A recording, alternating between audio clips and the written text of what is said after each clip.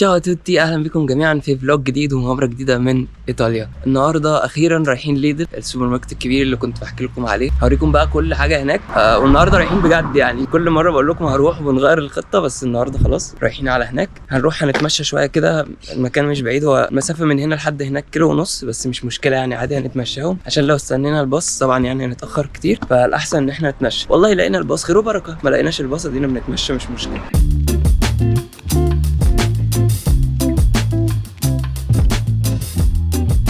هنا يا جماعه يوم الحد هنا بيبقى كل حاجه قافله.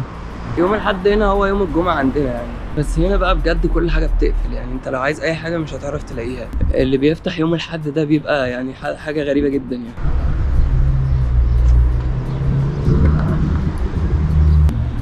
اول لما العلامه الحمراء اللي هناك دي تبقى خضراء نعدي. دلوقتي ممكن نعدي. فاكرين يا جماعه ده السوبر ماركت اللي جيناه اول مره هنا؟ كنتش اعرف بقى ان بعده بخطوتين في سوبر ماركت تاني احسن منه اللي هو ليدل، بس عادي يعني الواحد بيتعلم مش مشكله. نزلت اول فيديو امبارح يا جماعه ومبسوط قوي من ردود فعلكم بجد، يعني حسيت ان الفيديو عجبكم، فشكرا بجد لكل واحد عمل لايك وشير وكومنت واي حاجه. شكرا على السبورت يعني، يا رب بقى تفضلوا تدعمونا على طول علشان ننزل فيديوز طول الوقت وكده. لقيت الباص معدي يا جماعه، قلت اركب، ركبت خطوتين ونزلت، ما استفدتش بيه بحاجه خالص. ده السوبر ماركت اللي بقول لكم عليه اللي هو اسمه ليدل اللي هناك ده. بصوا عاملين عرض على الكمثرى بيورو 70 وهنا يورو 30 التفاح كيلو. مش عارف ايه كابوتشينو بيانكو ده. الزوكا دي اللي هي تقريبا كوسه يعني. العنب هنا غالي قوي يعني، بصوا كيلو العنب ب3.5 يورو، كتير قوي. بصوا يا جماعه الشوكولاته دي سعرها حلو قوي يعني، دي ب2.19 سنت. لقيت واحد جاي يقول لي ان ما ينفعش اسجل فيديوهات هنا في المكان، بس هنسجل برضه عادي. الصلصه اللي بنستخدمها ان هنا كيلو صلصه بيورو. بصوا هنا النوع ده مكرونه حلوه جدا وكيلو بيورو برضه اي شكل. هنجرب النوع ده المره دي. احنا جبنا ده قرب يخلص، هنجرب ده. نوع اللبن ده حلو برضه من غير لاكتوز فري، انا عندي مشكله مع اللاكتوز. ده بيورو و20 سنت. في نوع تاني اللي هو ده بيبقى ارخص شويه 90 سنت.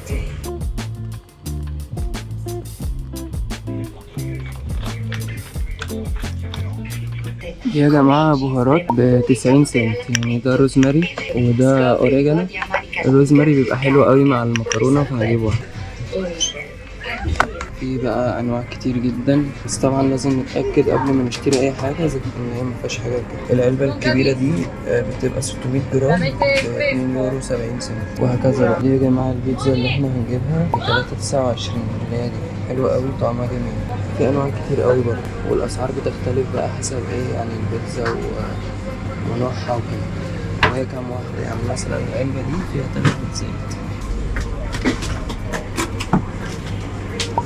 طعمها حلو بصراحة، فجبت 3. وفي النوع ده برضو بيبقوا 3 مع بعض ب5 يورو، حلوة برضو سعرها كويس. ده كيلو زبادي بيبقوا 8 ب2 يورو 80 سنت، فحلو برضو سعرهم جميل وطعمهم حلو اوي. دي فلادلفيا الاوريجينال، طعمها حلو اوي برضو، بس محتار مش عارف اجيب الاوريجينال دي ولا اجيب اللي من غير لاكتوز. دي ب2.49 220 جرام، ودي من غير لاكتوز يورو 30 سنت. هنجيب دي يا جماعة وخلاص. جبت 2. دي بسلة وجزر مع بعض في علبة واحدة بيورو، هنجيب واحد. دي بقى أنواع مكرونات معمولة في البيت بتبقى أغلى شوية. وهنا دي أنواع بيتزا مختلفة تانية، دي بقى أمريكان ستايل ببيبروني وكده يعني. من ضمن الحاجات اللي استغربتها برضو إن هنا مفيش حاجة اسمها بيتزا بيبروني. الطليان عمرهم ما عملوا بيتزا بيبروني، ده اختراع أمريكاني ومش موجود في إيطاليا أصلا. دول 2 كده تفاح أحمر ب2 يورو 60 سنت.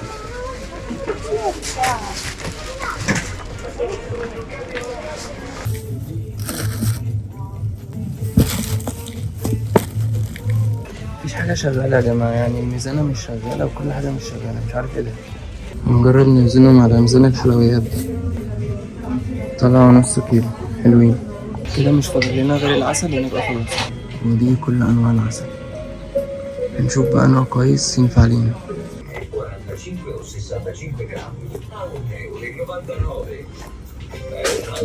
خلصت وجيت دلوقتي بقى علشان أحاسب.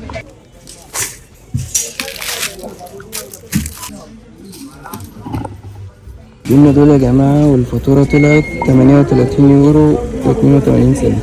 حلو مش وحش، جبنا حاجات كتير بصراحة. ودلوقتي بقى هناخد دول ونطلع على الباص. خلصنا يا جماعة ودلوقتي مستنيين الباص، المفروض ان هو هيجي كمان دقيقتين، فهنشوف بقى ايه امتى. بصوا هو الباص هناك اهو، جه في ميعاده. ايه ده، هو راح فين؟ هو بيلف تقريبا، ولا مش هو ده ولا ايه؟ تقريبا مش هو ده الباص يا جماعة، احنا لازم نستنى شوية كمان. تقريبا هو الباص اللي هناك ده يا جماعة، اتمنى يعني ما طلعش هو برضه. طب وبعدين؟ شكله هو اللي جاي ده. هو اللي جاي ده، يا فرج الله. لازم نشاور له بقى كده عشان ايه، نجيب حاجتنا بقى ونركب. على ما رحت جبت الحاجة يا جماعة لقيت الباص قفل الباب ومشي، يعني السواق شايفني وشايفني هركب قام جاي قافل ومشي. هنستنى بقى الباص اللي بعده. الراجل اللي هناك ده قاعد يقول لي انت ما هبدتش على الباب ليه؟ قاعد يقول لي هبد على الباب، هبد على الباب، ما تسيبوش يمشي، بس ما رضيتش بصراحة. هنستنى اللي بعده خلاص.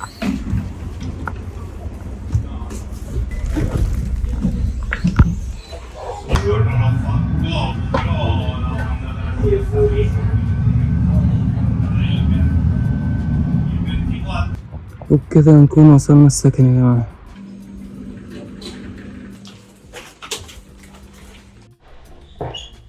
وصلنا السكن، نرص الحاجات بقى.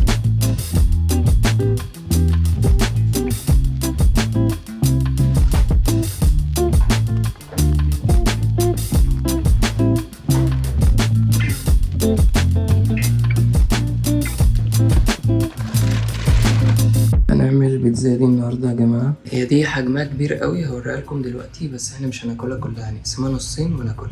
بس الاول بقى نشوف طريقه التحضير مكتوبه ازاي. بيقولوا نسخن الفرن ودي كده، ودي تبقى هنا مثلا. هنسيبه بقى يسخن، وبعد ما يسخن نحط البيتزا. خلاص كده الفرن سخن، نحط البيتزا بقى. هنحط الاول ورق زبده على قد البيتزا، بس نسينا نقطعها الاول.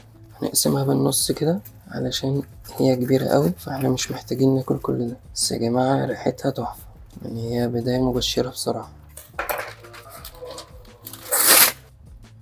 يا اوكي wait I'll put my pizza okay.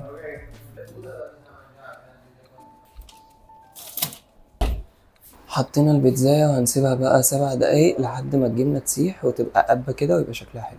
هو واضح يا جماعة انها اتحرقت تقريبا، بس يعني ايه هندفع عليها على طول. لا يا جماعة، واحنا اتأخرنا عليها شوية، بس يعني هندوق ونجرب ونشوف. تعالوا نجرب بقى. تحفة، طعمها حلو جدا، حتى مش محروقة، يعني احنا سيبناها شوية بس الحرق البسيط ده مخليها طعمها جميل اوي. بس هي خفيفة جدا، يعني واخدة ستايل الفطيرة كده. وبكده نكون وصلنا لنهاية الفلوج، اتمنى يكون عجبكم. قضيت بقية اليوم بذاكر عشان خلاص داخلين على الميد ترم، فاشوفكم في الفيديو الجاي وسلام.